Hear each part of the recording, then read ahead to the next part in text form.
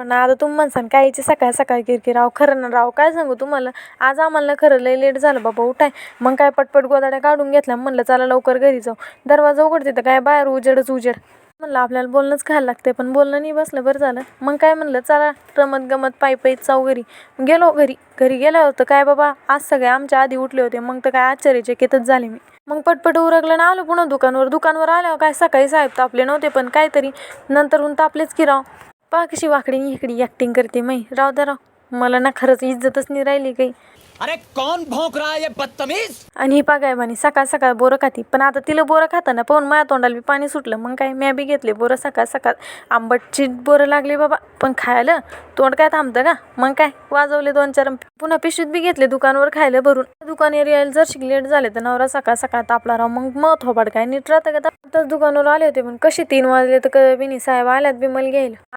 अच्छा, आज आपल्या दुकानावर परत राहिलेलं मटेरियल बी आलं. आता कसं आपलं दुकान एकदम राडा विषय नाही.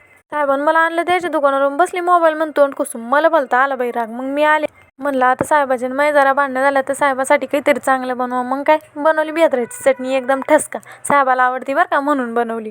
पण आता लय थकले राव मी. चला भेटू उद्याच्या ब्लॉगमध्ये.